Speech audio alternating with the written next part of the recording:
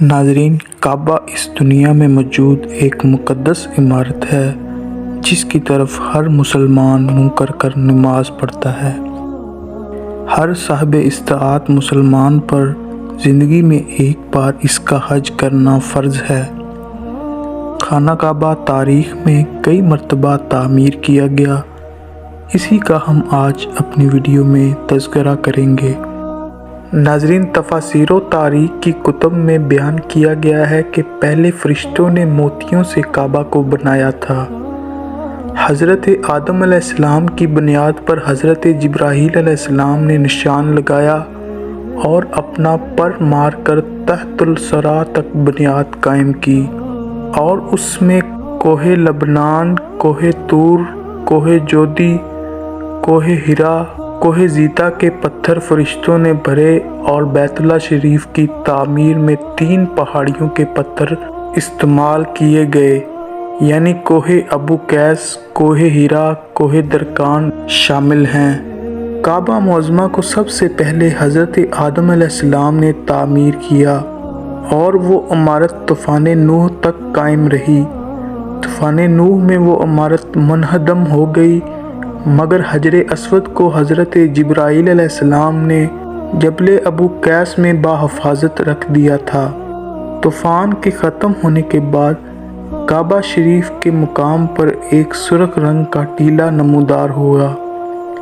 حضرت آدم علیہ السلام کے وصال کے بعد آپ کے بیٹوں نے چند پتھر جمع کر کے ایک مکان تیار کیا، اور انہی بنیادوں پر حضرت ابراہیم علیہ السلام نے حضرت اسماعیل علیہ السلام کو ساتھ ملا کر کعبہ معظمہ کو بنایا۔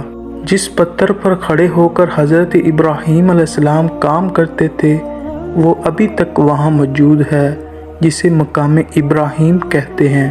ناظرین، ایک پہاڑی کے نالے کے پانی کی وجہ سے حضرت ابراہیم علیہ السلام کی بنائی ہوئی عمارت بھی گر گئی، تو قبیلہ جرہم کے لوگوں نے اسے دوبارہ ویسا ہی بنا دیا۔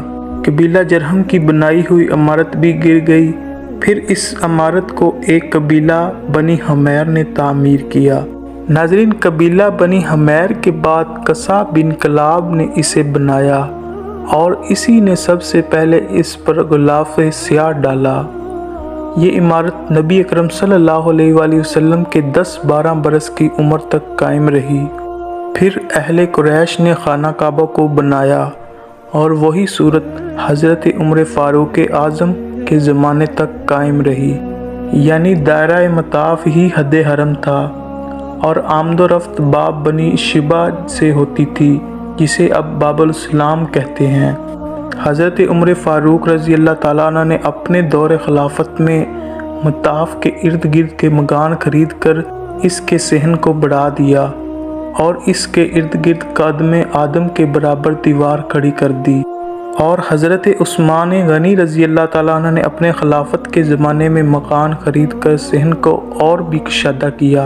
ناظرین، حضرت عبداللہ بن زبیر رضی اللہ تعالیٰ عنہ نے اپنے عہد میں بدستور قدیم خانہ کعبہ کو بنایا، اور حتیم کی زمین کو پھر اندر لیا، اور 2 دروازے زمین کے برابر بنا کر بھرت کو اندر سے نکال دیا۔ اس کے علاوہ ارد گرد کے مکان خرید کر مسجد الحرام میں شامل کر لیے گئے۔ ان کے بعد بنی امیہ کے دور میں حجاج بن یوسف کے نائب عبد الملک بن مروان نے حضرت عبداللہ بن زبیر رضی اللہ تعالیٰ عنہ کی عمارت کو ناپسند کرتے ہوئے دوبارہ قریش کے طرز پر بنا دیا۔ ناظرین، اس کے بعد پھر ولید بن عبد الملک نے صحن کو بڑھایا، اور محلہ دار الندوہ کو حرم میں داخل کر کے ایک دروازہ قائم کیا، جس کا نام باب الزیارہ رکھا گیا۔ یہ تعمیر حجاج بن یوسف کے عہد سے سلطان مراد خاں بن احمد خاں کے عہد تک قائم رہی۔ پھر اس کے بعد خانہ کعبہ کی تعمیر عثمانی سلطان مراد خان نے کرائی۔ مراد خان کے وصال کے بعد خانہ کعبہ کی تعمیر و توسیع عثمانی سلاطین کے دور میں ہوتی رہی۔ پھر عثمانی سلاطین کے بعد تعمیر کا کام بنو سعود نے کیا، اور سعودی حکومت نے حاجیوں کی بڑھتی ہوئی تعداد کے بعد خانہ کعبہ کے گرد زمین کو مزید کشادہ کیا، اور ضرورت کے تحت ابھی تک تعمیری کام ہو رہا ہے۔ اللہ پاک سے دعا ہے کہ اللہ پاک ہمیں زندگی میں ایک بار اپنے گھر کی زیارت ضرور نصیب فرمائے، آمین۔ اسی امید کے ساتھ اجازت چاہوں گا کہ آپ کو ہماری یہ ویڈیو پسند آئی ہوگی۔ ملتے ہیں جلد ایک نئی تاریخی اور معلوماتی ویڈیو میں، تب تک کے لیے اللہ حافظ۔